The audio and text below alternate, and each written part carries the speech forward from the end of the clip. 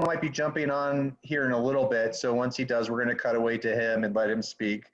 The first person, so what we're first going to do is I'm going to ask Eileen Ahkee-Baczkiewicz to speak on a couple issues related to the upcoming elections. And then we're going to have local political candidates give their spiel. And then we'll have Laura Montoya talk about what the Treasurer's Office actually does. And then we're going to give the floor over to Jenny Taylor. So that's where we're going to be going. So Eileen, are you there? Eileen? John, did you want to explain that we only have one candidate instead of two on today when called? Excuse me? Okay. Oh, yeah. Well, I see, yeah, and I sent out an email about it earlier, but there's only going to be one candidate on in today's forum because Ronnie Cisneros apparently threw out his back and either last night or this morning, and he couldn't participate. So when Jenny starts talking, I'm going to put in the chat box Ronnie Cisneros' email address and phone number so you guys can call him and ask him questions directly. But he just wasn't really up to participating in tonight's forum. So, so that's kind of where we're at with that. So it's just going to be Jenny Taylor tonight. So it looks like Eileen has to unmute. I don't know if she's Is she there? sitting at her desk or whatever. Let me see if I can give her a ring. I see her name up there, but it looks like she's muted. Yeah. Yeah, she's muted, but she should be able to hear us if she's sitting at her Right. desk. Yeah, her camera's She on might have video. logged in and then, Don, can you unmute her? Are you the monitor?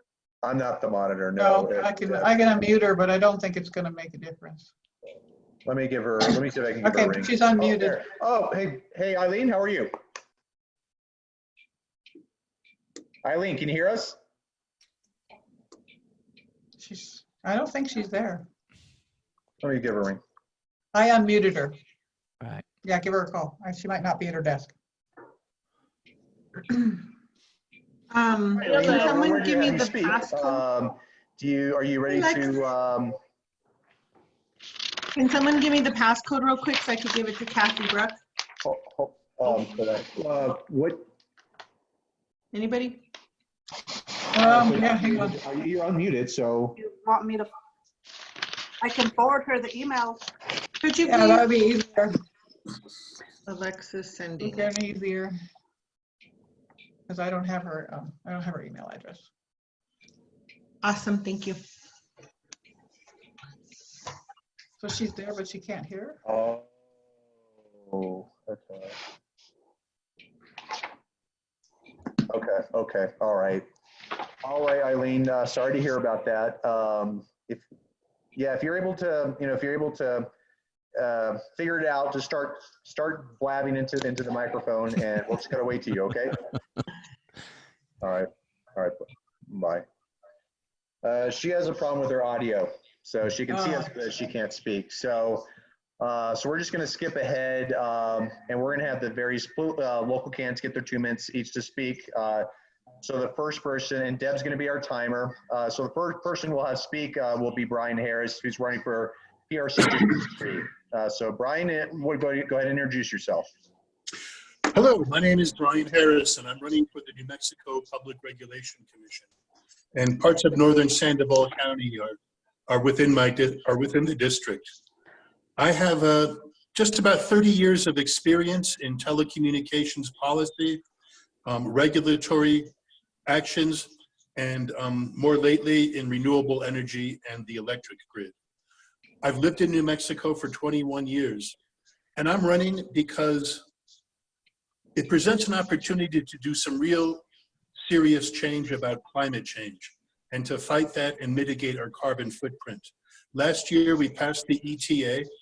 I endorsed it then, and I'm looking forward to implementing it as a candidate.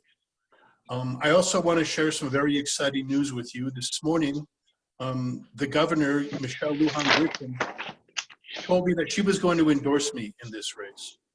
And she's endorsing me because of my background, my experience, and my advocacy for the ETA.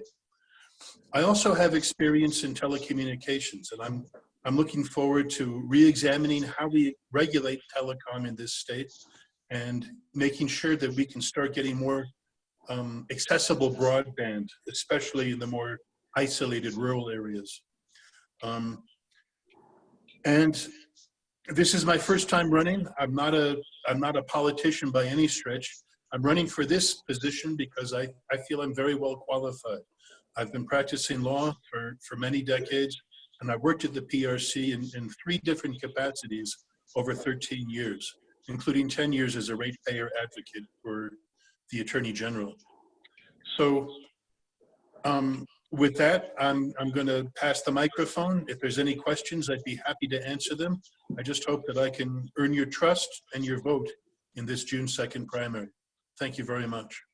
Thank you, Brian. And I also just want to let you guys know that a forum that Brian Harris and Joseph Maestas did with the League of Women Voters in Los Alamos County, the video that's been posted to our website, Facebook, and I've also tweeted it out. And it's going to also go into our newsletter. We don't have time to do a forum feature, with the PRC candidates, but it's going to be in all our online forums as I just laid out. So thank you so much, Brian, for being here this evening. Alex. Hi, my name is Alexandria Piland, and I'm running to be Sandoval County Commission for District 4. It's the southwest corner of Sandoval County, the most beautiful part. I have been involved with the party, so most of you know who I am, and I need your help. I need help with phone banking. I need donations so I can buy some ads. This COVID-19 virus has really shook up my campaign. My secret weapon was canvassing, and I was out a lot, 6 or 7 days a week. I would get off of work and I would go to canvass, and I met some great people, and I ran from a few dogs, and I petted some dogs, and it was a great way to meet voters. And now, honestly, I don't know what to do. Well, I know what to do. It's phone banking. So if I can get your help, please let me know. You can private message me in the chat here, or you can reach me at alexandria.sandoval.com, and you can find out all about me there. Thank you so much. Thank you, Alex. Laura, do you want to talk about your CD3 candidacy? No, I'm here in an official capacity as your Sandoval County Treasurer. All right. Leah. Hi guys, you all know me. If you don't, my name is Leah Ahkee-Baczkiewicz. I am running for Sandoval County Commissioner in District 2. District 2 comprises of the village of Corrales and a portion of Rio Rancho, just on the other side of the Albuquerque-Rio Rancho border. One of my main issues is assuring that or fighting toward working for a sustainable economy. When looking at budgetary issues, as commissioners do, our water, our land, and our air are going to be priority for me. That's just it. The other issue is making sure that our fire, our safety, our sheriffs, our healthcare facilities are funded, are progress technology-wise, but whatever. A safe community with safe infrastructure for access is very important. And the last thing I will do is work with state and federal entities. The current commissioner, I feel, is divisive with resolutions that really don't hold much other than dividing our communities. Those things are important to me. Fundraising, always, leah4sandoval.com. Phone banking, always need volunteers. So thank you, John, for this time. Thank you, Leah. Okay, great. So as I mentioned earlier, Ronnie won't be participating because of an injury. So what I'm going to turn to now is going to have Laura Montoya speak for a few minutes about the functions of the Treasurer's Office, and then we're going to turn to Jenny. So Laura? Great. Well, I'm very happy to be here with all of you to talk about money. The Sandoval County Treasurer's Office is a critical part of the county that a lot of county commissioners fail to believe is important, but it is very critical. So I want to tell you a little bit about what we do and how we've progressed in the last 8 years. There might be a little bit of numbers in there, but I'll try not to be too bland. So the 5 functions of the office is to protect, collect, invest, distribute, and report. We protect close to 50 million in non-property tax revenue. We have property taxes just for this year, 131 million. And for the 10 years that are charged for the treasurer, it's about $1.2 billion. We have increased in our property taxes every single year since I've become treasurer. The investment portfolio is about $40 million. When I first started, it was 20 million. We have earned about $1.3 million in the last 10 months. Even with COVID, we have been able to utilize our banking contract as well as the new investment tools that we got passed with the legislature this last year to assist us in diversifying the portfolio and allowing us to not have as much risk as a lot of other portfolios may have had. As far as collection, every single year since I've been treasurer, our team has been able to collect at a higher rate. We're at 99.38%. One time I had a commissioner tell me that, well, what does it matter that you only brought in 0.25% more? Well, when you're talking about over $1 billion, that's very significant. So what do we do with that money? So every single month on the 20th, we distribute those funds to our schools, to our hospitals, and so you can understand the breakdown. 39% of that money goes to education, 4% goes back to the state of New Mexico, 20% goes to our municipalities, 23% goes to county government, 6% goes to Water Conservancy. Now that the hospital bond came back on, it's about 5%, and special districts is 2%.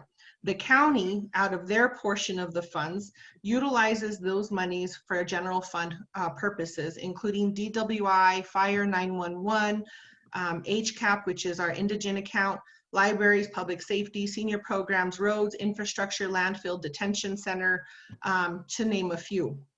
Those have to legally, by statute, go out by the 20th.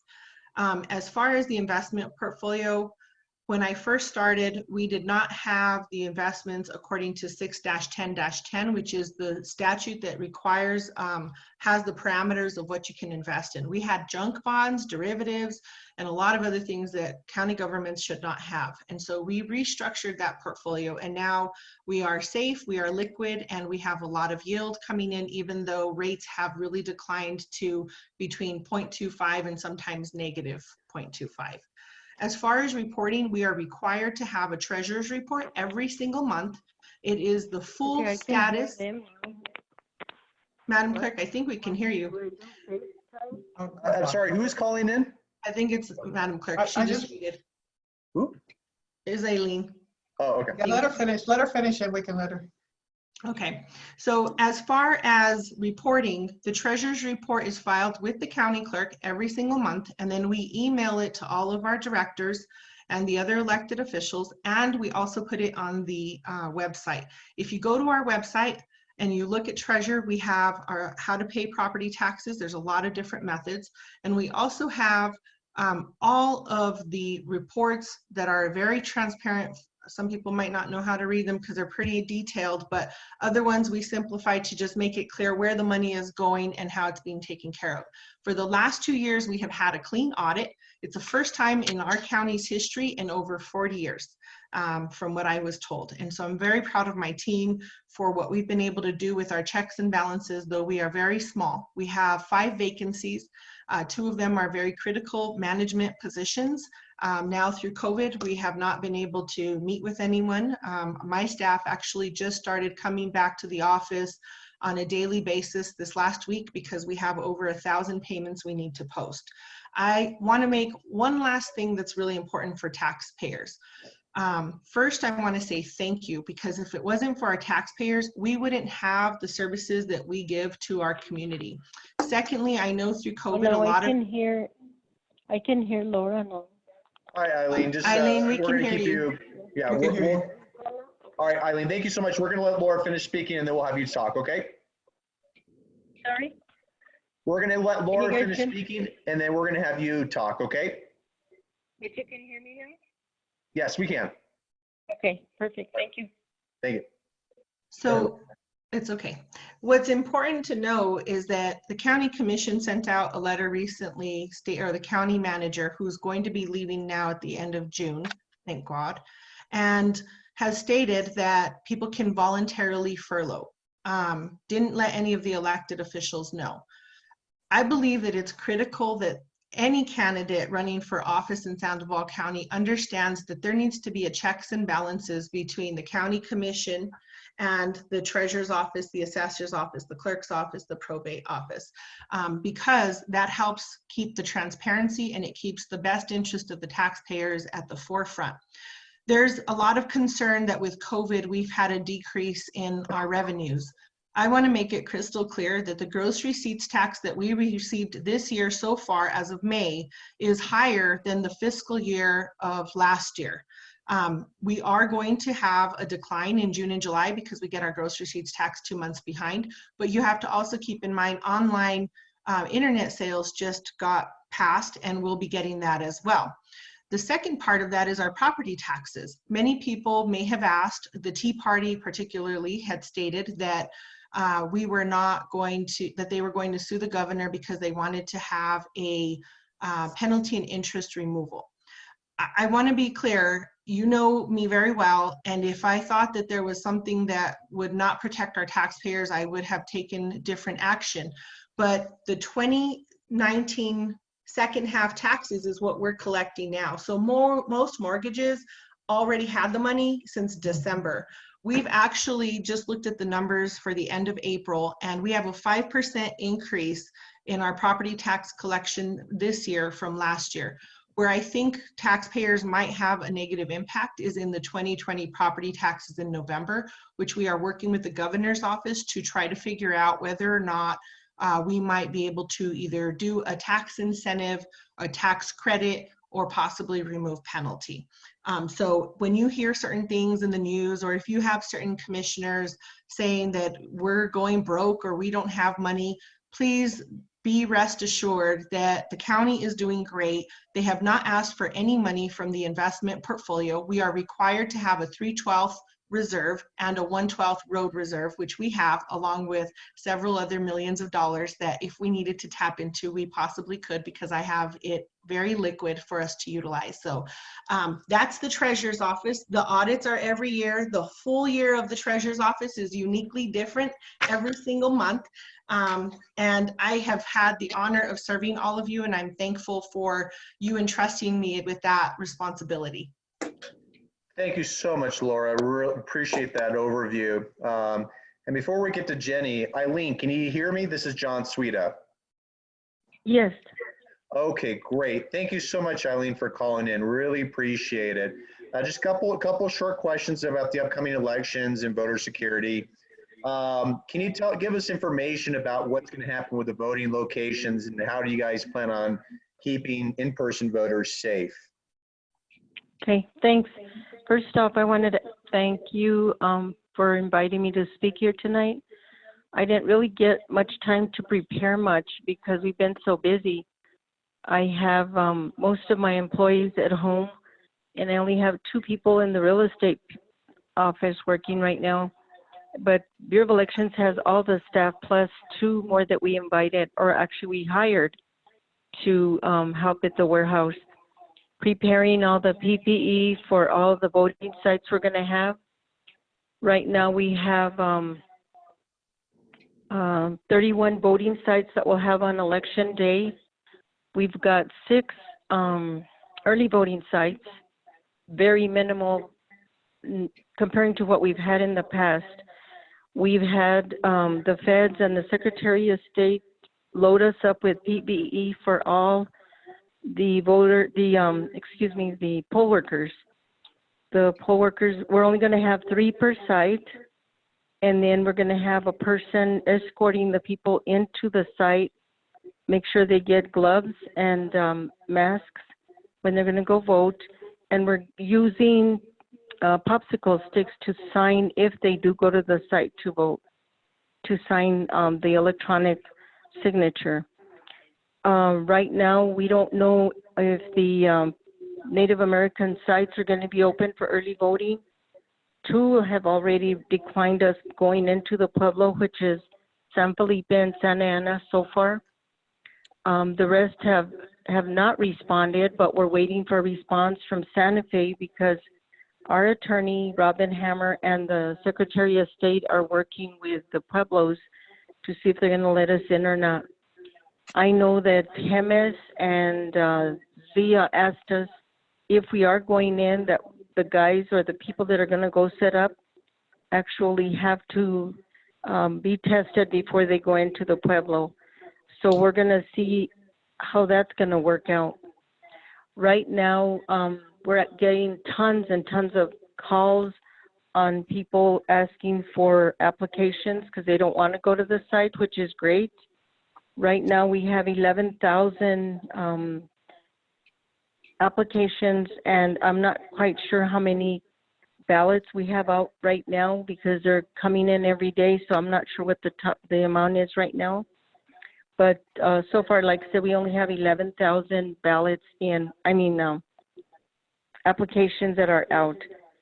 So little by little, they'll be coming in, and then we'll see what happens from there.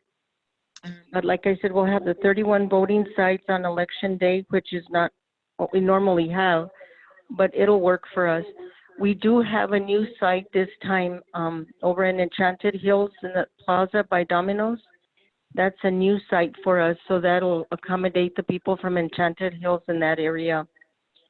So if you want, I can give you the sites for early voting.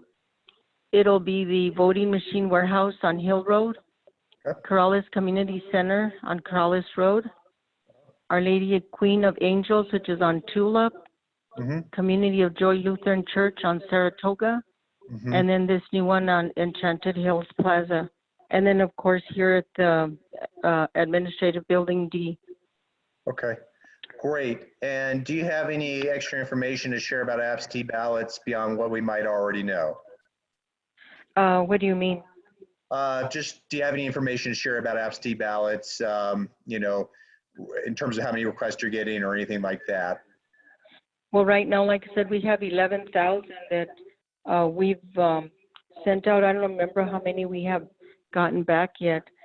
So I didn't check with Bernice today, but I know today we had like 4 trays from the mail that came in. So I didn't go in there to get a count, so I'm not quite sure how many we have. Okay. And the sites you just listed for the early voting sites, are they on the website, the Sandoval Clerk's website? Yes. Okay. That's another thing I was going to say. We have it on our website, and it's also on the Secretary of State's website if you want to check there as well. Okay, But if you check our website, all you do is go into the Sandoval County Clerk's website, go into Bureau of Elections, and all the sites are there, the times and everything. Great. Well, We start voting this Saturday at the early voting sites, and it's from 10 to 7, Monday through Saturday. Okay. Does anybody else have any quick questions for Eileen?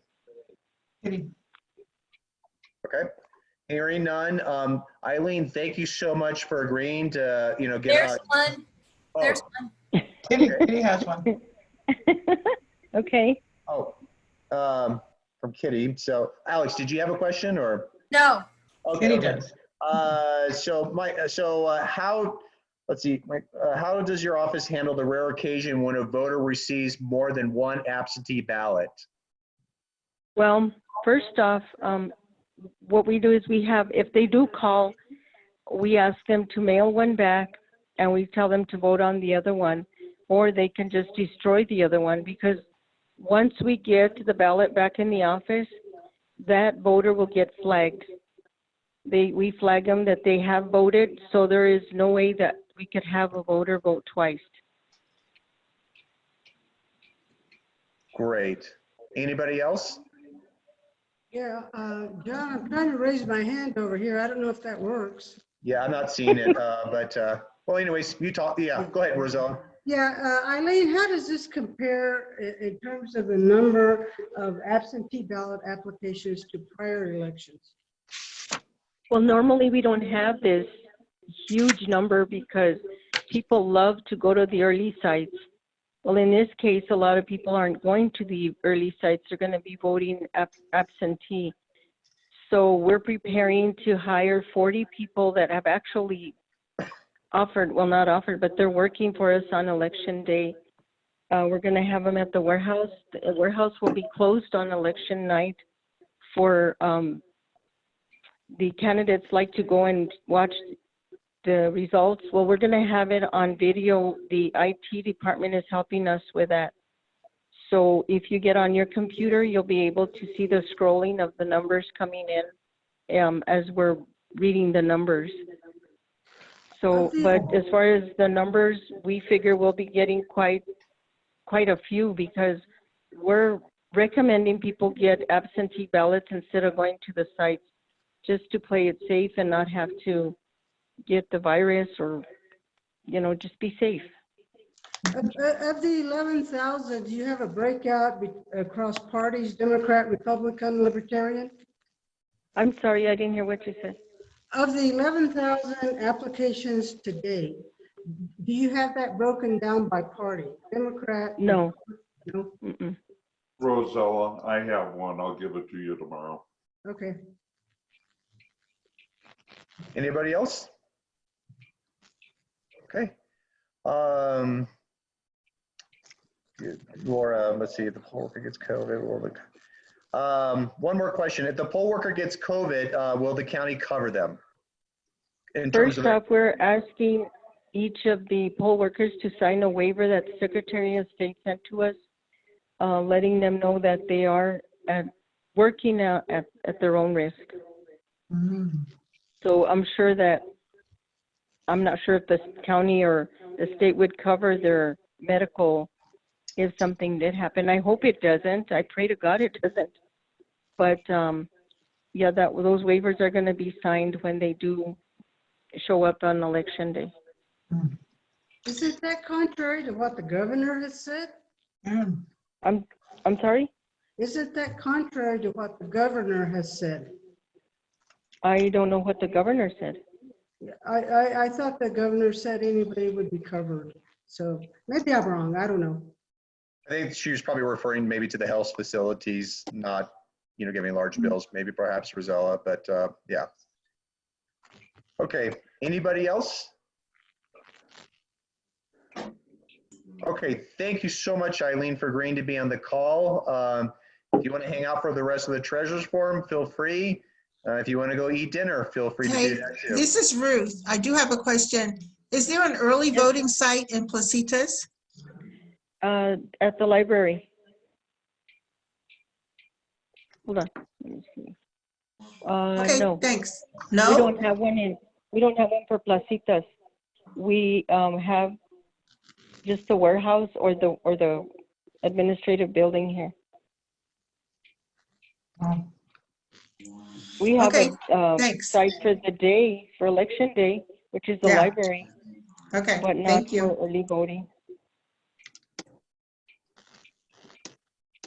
Okay, anybody else? Going once? Going twice? Eileen, thank you so much. And like I said, You're welcome. Hang out, that's great. If you want to go eat dinner, that's great too. I'll hang out. I want to listen. Okay, great. Okay. Thank you. Brian Colon is just, and I'm so sorry, Jenny, I don't mean to delay any further. Brian Colon, State Auditors, just jumped on. Brian, did you want to say a couple words to us if you're there? Well, I would just appreciate each and every one of you for continuing to stay engaged during this COVID-19 pandemic. I want to say thanks to those of you on the line who have connected needy families with the outreach program that I'm working on with Brian's Angels and Team Chisholm. We've served 4,000 families at this point, and we're going to be winding down in this next week. We'll be headed up to Rio Arriba County on Saturday. So if you've got families up there that are in need of care packages, I'm going to stay on the line, and I'll put my cell phone number in the chat box to have people give me a heads up, and we're happy to serve them. But most importantly, know that all of the statewide elected officials continue to collaborate, work together, stay on the important message of keeping our community safe. And we're just grateful for everyone staying on board, carrying that message of unity and pushing back on the COVID-19 pandemic as it relates to New Mexico. We continue to lead in a lot of benchmarks as to our best practices and a science-based and medically based approach to how we deal with this pandemic. And I just couldn't be more proud than I am to be serving at this particular time. So I continue to be grateful to all 33 counties, but in particular Sandoval County, who was very helpful to me in getting this opportunity to serve. I'm working hard to make you proud. We continue to do the work of the Office of the State Auditor. My staff continues to telecommute. If you tune in to Channel 7 or Channel 4 tonight, you'll see some of the work I'm doing up in McKinley County as it relates to the hospital funded by Mills of the county, and holding them accountable for a lack of transparency and a lack of accountability in general. So we've been working on that for some time, and the TV stations picked that up today. And if you want to learn about that, you can tune in tonight at 10. But just thank you for the work you continue to do. We've got an important primary, lots of great candidates on the ticket, and then we got to be ready for the general election. We can't rest. Thank you for your leadership, Mr. Chairman, and thanks to all these great Democrats who jumped on the line tonight. Thanks for giving me a minute. Thank you so much, Brian. So now we're going to turn over to Jenny. I just want to point out, I put Ronnie Cisneros, the other treasurer's candidate's contact information in the chat box. So like I said, reach out to him directly with any questions that you'd like to direct towards him. Jenny, we're not, given the fact that it's just, it's a singleton event this evening, we're not going to time you. We're not going to tell you, say, 5 minutes or 10 minutes. So we're just going to let you introduce yourself. And then when you feel like you're done with that, I'm going to start asking, shooting questions at you, see how you react to when you're on your toes. Okay, sounds good. Thank you. So, hello everyone. My name is Jenny Taylor. I am a Democrat candidate who is running for Sandoval County Treasurer. I just want to start off by thanking you, John Sweda, and the rest of the Sandoval County Democrat Party for hosting this forum and also allowing me to be a part of it. I'm currently the Chief Deputy Treasurer of Sandoval County. I've been working in the office since 2017. I've been a resident and a taxpayer in Sandoval County for nearly 20 years. I served in numerous leadership roles in my community. My professional background consists of legal services, investigations, operations, and office management. I also served as a special master in foreclosure auctions across the state of New Mexico. I am a certified treasury official and a certified public official through New Mexico State University's New Mexico Edge program. I'm the only candidate who has these certifications. And I have also received the endorsement of our state treasurer, Tim Eichenberg. So I'm very excited about that. I am the most experienced and credentialed candidate for treasurer. I take my job seriously. I enjoy what I do, and that's why I decided to run. I did this also while ensuring that I have the right training. I wanted to get those credentials to make sure that I can serve and prove my dedication to not just the taxpayers, but also to the staff. So I also am the only candidate that is dealing with public funds, the magnitude of that the Treasurer's Office handles. And as Treasurer Montoya said earlier, it's quite a bit of money. So we have $39 million for non-property tax revenue, $131.6 million in property tax revenue, and our investment portfolio consists of around $37.3 million. So combined all of those, that's a total of $207.9 million to account for. We can't afford to have someone who doesn't have that needed experience and training to fill this position. We need someone with experience, integrity, and knowledge. And that's why I'm asking all of you to please vote for me, Jennifer Taylor, for Sandoval County Treasurer. Great. Well, the first question I'm going to ask you, Jenny, is, of course, this is a Democratic primary, so I'd like you to tell us why you're a Democrat and how long have you been a Democrat? Okay, well, when I was 18 years old, I decided I wanted to be a Democrat. I went and registered. The first president that I voted for was Bill Clinton. I was very excited about that. I was a huge supporter. I have been working, I've been kind of low-key with getting into politics at all throughout the last, 20 or so years. But I do have those Democrat values. I do stand with what the party does stand for. And that's really why I decided that I wanted to run as a Democrat, because I do share those same values. Great. So next question. So Class A county elected officials' salaries increased during the 2008 legislative session.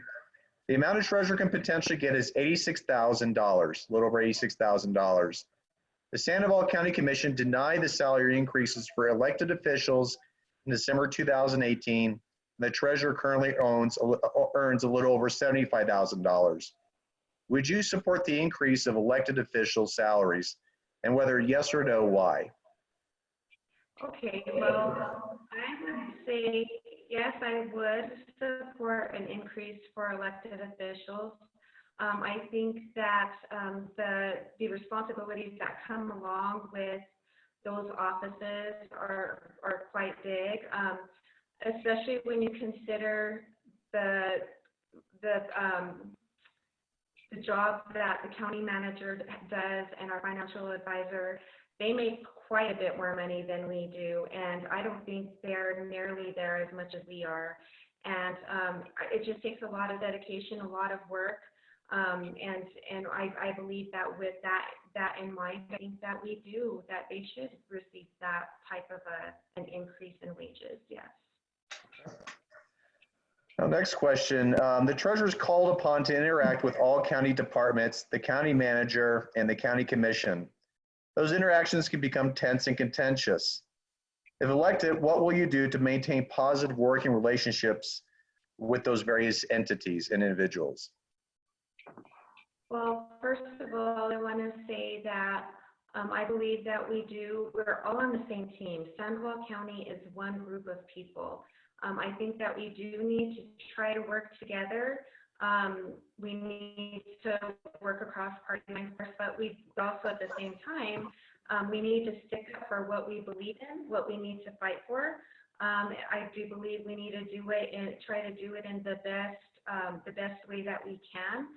But I will reach out to each of those officials, those directors, those people that are involved, and just try to work with them and build a good relationship from the ground up. And I just want to be able to have a good working relationship, not just with other elected officials and directors, our constituents, and our taxpayers. Great. Next question. We all remember when the former county assessor did not show up for work the 5 times in 2 years. If you're elected treasurer, what is your management style and work ethic consist of? Well, I have a lot of management experience. I was an operations office manager. I am very much dedicated to going to work every day. My philosophy is, if you're getting paid to do a job, you need to do your job efficiently. You need to make sure that you're there every day. You need to make sure that things are being handled and taken care of the way that they should be. And especially because you're an elected official, you have a great deal more people that have entrusted that job in your hands, and you need to be accountable for that. You need to make sure that you're doing your part because that's what you've been elected for. So I'm very disappointed when I hear stories of other officials, elected officials, that aren't doing their part and they're just going in basically to collect a paycheck. That's not my motto. That's not my style. It will never be. Anyone you ask that have worked with me in the past will tell you the same thing. I'm there to do a job, and I'm there to do it right. Great. So given the technical aspects of the job, accounting, finance, and management, accounting, finance, and investment, why is your political party affiliation important? So in other words, what makes you as a Democrat more qualified for this than a Republican or a Libertarian? Well, I think that's mostly because we need to make sure that as elected officials, and I would probably say that a lot of Republicans don't have the same philosophy, but we do need to have those proper checks and balances. If we have a county commission and a county manager that is overseeing what the treasurer does or what the clerk does or the assessor or the probate judge. We don't have those checks and balances in place to ensure that things are taken care of, things are done correctly, everything's fair, consistent, equitable. It's just not, it's not good, or what I would even say ethical way of handling, especially our county money and overseeing that. So I think that Democrats are more opt to both have that type of philosophy where Republicans aren't. So I do believe that's where we all need to be, and that's where we are right now with our current treasurer, and we need to stay that way. Okay. I'm going to ask two more questions, and then I'm going to throw a surprise at you, Jenny. I'm going to let audience members ask questions of you. So 2 more questions for me, and then we're going to let people jump in. And I know Kitty will have a question. What financial experience do you have that will help with the collection of property taxes? Continue with a clean audit and assure taxpayers that banking, point of sale, and investment contracts are all completed with the best interest of the county at the forefront. Well, my experience is basically what I said in my intro. I've been doing the job with Treasurer Montoya. I have had that almost 3 years training now, working closely with her, learning about the property taxes, the property tax roll. I've been trained in distribution. I make bond payments for our county. Let me go ahead and correct myself. I initiate the bond payments. I don't approve them. I help a great deal with moving money or when we're handling investments. I help with the investment meetings that we have, which is called STIC. I help with the Board of Finance meetings. I just have all of that experience and more, and I think that's really what's needed for this job. You need to have someone who's been there, who's been trained and is equipped with the proper tools. Okay. So Tea Party President Leland Taylor filed a lawsuit against the governor to force the New Mexico legislature into session to redo the laws and either reduce, suspend property tax payments because of the citizens' inability to pay the taxes. Do you agree that the 2019 second half tax season should have been extended or delayed, and why? No, I don't. The reason being is that we've learned from last tax season, the first half of 2019, that was not a good thing for our county. It wasn't a good thing for our taxpayers. I know that according to New Mexico Tax and Rev, the Property Tax Division, they don't have the statutory authority to delay the tax season. So that means we can't either. You know, and plus, most of the money that we collect is out of mortgages, and those were already collected through the escrow. So those were already accounted for. And as far as the other taxpayers that pay their taxes without a mortgage, they've most of them have already put money aside to pay for that, or they've even made prepayments. I think that if people really felt like they did not have the funds at that time to pay their property tax payments, it would probably happen before even COVID happened, and it was most likely just really poor planning. And that's not to be insensitive at all. It's just that, you know, we all know, as I'm a taxpayer as well, we need a plan for these things ahead. So I do not think that it should have been or could have been postponed. Kitty, I believe you have a question. Oh, unmute. Unmute. There we go. Yeah, as I stated on the chat there, if you are elected to fill the shoes of Laura, what do you consider the critical next step in your position? The next step is going to be continuing the amazing collection rate that we've had, the amazing investments that she has made, which I am very privileged and honored that I've been able to learn all of that. we're going to need to continue protecting our money and providing full transparency to the public. All taxpayers should know how that money, their money, is being allocated and how it's being invested and protected.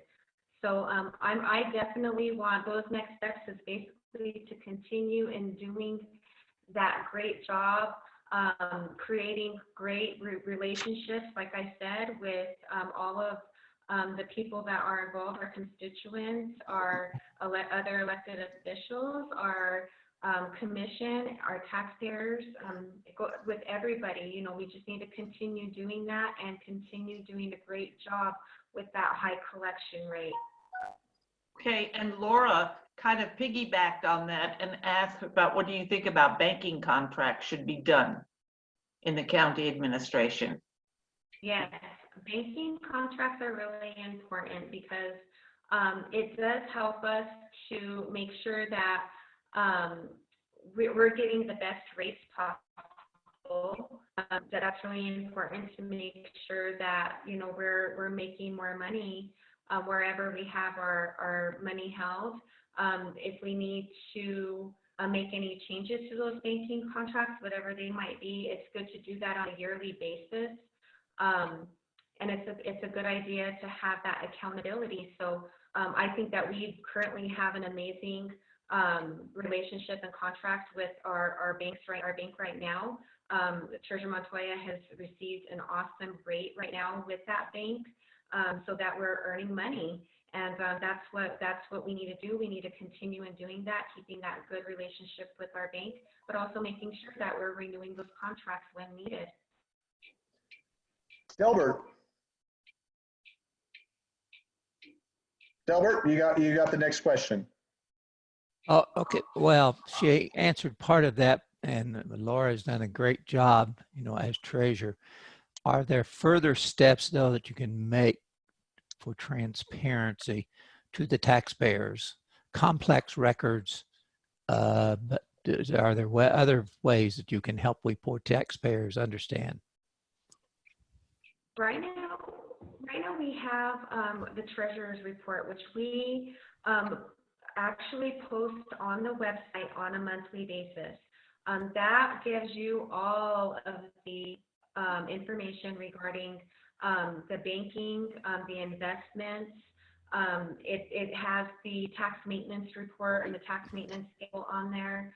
It includes everything really. I don't honestly can't think of another way to make it more transparent, because Treasurer Montoya has been very good at making sure she includes all the information that people are really interested in looking in. The only other way that I think that people would want more information, they actually would have to put in an IFRA request through our legal department. Other than that, I think our treasurer's report is amazing, and but I'm always welcome, you know, I always welcome other people's input if there's something that they're specifically missing that they want to be able to see. I would welcome those ideas and try to accommodate them the best that I can, as long as we are not, you know, going against any, there's no legal ramifications with it. But yes. Great, thank you. All right, so Rosella. Actually, I have a question. Oh, okay, sorry. Oh, okay, sorry, Laura. Yeah, we'll let Rosella go first and then you, Laura, okay? Yeah, my question really is policy recommendations in the future for people who are going to be stressed in trying to pay their property taxes, given the fact that there's been such a loss of income, and it looks like it's going to continue for a period of time for a number of people. Right. And just to go back a little bit with what Treasurer Montoya had said earlier, I know that one alternative, or I guess a resolution a little bit to help people that Property Tax Division is contemplating and thinking is maybe a tax credit, which from my understanding is a little bit similar to the child tax credit. Of course, at the end of the year, those people, those families that have been impacted by COVID-19 would receive some money back. But also, I know that we need to do our due diligence as a treasurer's office to try to find ways that we can help without having to delay tax season or removing penalty and interest, which, by the way, we can't remove interest. We can only remove penalty. But if you try doing removing penalty, then what would happen is there's not that you're not being fair, equitable, and consistent across the board, because then how are you going to choose who gets penalty removed?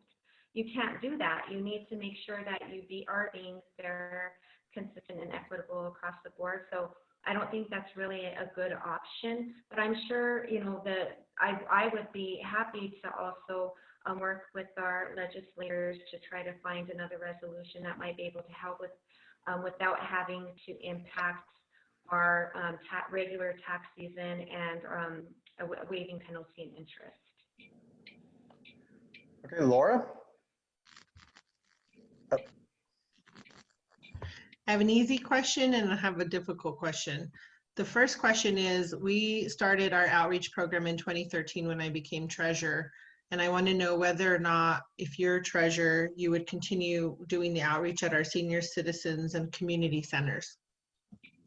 Yes, ma'am, I would. I'm so thankful that I've had the opportunity to be part of the outreach and actually go and see that. I see the thankfulness that so many of the taxpayers have, especially those that live like in Cuba, you know, Jemez, those more rural areas. They are just so thankful because a lot of them, especially now with what's going on, they can't leave their town, and some of them can't even leave their homes. But they, you know, they showed up. They came and they dropped off their payments, and I just think that's such a valuable service that you have brought in, and I would definitely continue doing it.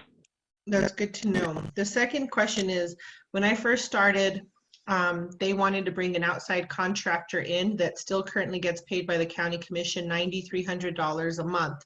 If you're the treasurer, will you ensure that the office of the treasurer is completely separate and independent of the county commission acting as the board of finance, and not allow any contractors into that office? Absolutely. I think that that's our protection. That's the way to protect our county. We need to make sure that we keep those separate, and as you had mentioned before, and I did too, that goes with our checks and balances.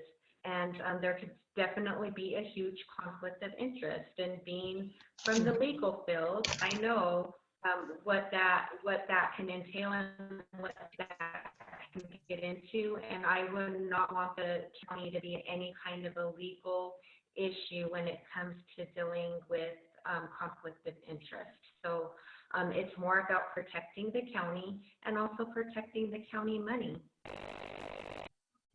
Thank you. Thank you. Unfortunately, I can't see people raising their hands in the Zoom sense. So who else has questions? Just maybe just start talking. You can start talking. Who else has questions? Going once? This is like a teacher's meeting. Glare at the person who wants to question somebody. What? like a teacher's meeting, a staff. Don't ask questions. Time is up. I actually, if you don't mind, John, I just had one more thing I wanted to share with you all, because I know that is a huge concern with the families, our families in Sandoval County that are struggling, and the fear of what's going to come in the 2020 tax bills when they come out during that season for first half. And I did reach out to the Department of Workforce Solutions for New Mexico, and I asked them, you know, what are their plans to try to help the communities across New Mexico in making sure that they're able to pay their mortgages, they're going to be able to continue to pay their property tax payments and other bills. So what they have told me is that at New Mexico Department of Workforce Solutions, you will be working to promote the upcoming federal extended benefits program that not only qualifies previously denied applicants the ability to get unemployment, but the program will also extend out the weeks of payment to minimum of 13 weeks on top of the normal 26 weeks.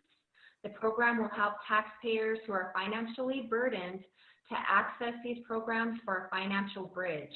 Additionally, the individuals of unemployment have access to New Mexico Department of Workforce Solutions Employment Services to help them find another job if needed. So they are definitely working every way possible to try to help our families, our New Mexico and especially Sandoval County families to be able to make ends meet, to be able to pay their taxes and be able to pay their certainly happy to hear that they're already putting their plans in place for later this year. Great. Anybody else? Going once. Going twice. Thank you so much, everybody, for agreeing to participate in this evening's forum. Oh, Kitty? Thank you. No, I just wanted to say thank you for everybody being here. Thank you, Jennifer. I'm so sorry for Mr. Cisneros who couldn't be here. Yeah.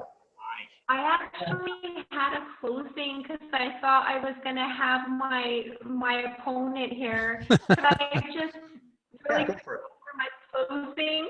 Yeah. You prepared for it, so I go feel for like it. an attorney almost. I used to work for attorneys' offices. So when I used to go to trial, I used to get all excited about closing remarks. So anyway, I just want to again thank the Sandoval County Democrat Party for hosting this forum. And everyone else who joined us today. I'm so happy and so thankful that I get to be a part of this group. It is a privilege. I know the importance of making sure that you're selecting the right candidate. And so that's why I found it so important to make sure that I was on this Zoom meeting. I'd like to tell you that I know that I'm the best candidate for the job because I've been learning it and doing it. I understand the operations of the office. I have hands-on experience dealing with county bond payments, property tax payments, distribution, and investments. I'm knowledgeable on the responsibilities of the county manager, and county treasurer, and I'm equipped to take on those responsibilities.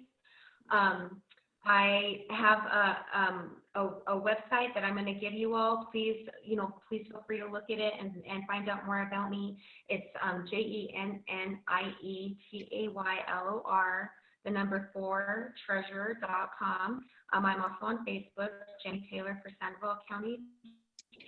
Please, also I wanted to mention, because this is one thing that me and Treasurer Montoya spoke about earlier, the whole year for fiscal year 2020, the entire Sandoval County projected revenue was $399,073,397.78. And like I said, we have that money. We are the ones that are responsible for collecting those monies to make sure that we're paying our bond payments on time. We don't want to hurt our bond rating. Our own personal, for the treasurer's office, our personal budget is 1.3 million, and we always stay within the limit of our budget. And we are very responsible with our money. We want to continue doing that. And I believe that the right person to be able to do that so that we continue to earn money and make money and have those high collection rates, the best choice for that job is me. And so I hope that you will vote for me, Jennifer Taylor, for Sandoval County Treasurer. Thank you again for everything you've done and all of the people that have supported me. Thank you so much. And that's all I wanted to say. Thank you. Thank you so much, Jenny. Thank you so much. And thank you, everybody, for showing up this evening. Like I said, I put Ronnie Cisneros' contact information if you want to ask him the same questions. And be sure to check out the PRC District 3 forum that I posted on our websites, Facebook, and tweeted out as well. So thank you, everybody. I look forward to seeing everybody at First Friday in June. I'm going to be sending out the link for the registration for that in our next newsletter, I believe next week. And Jenny, best of luck to you. And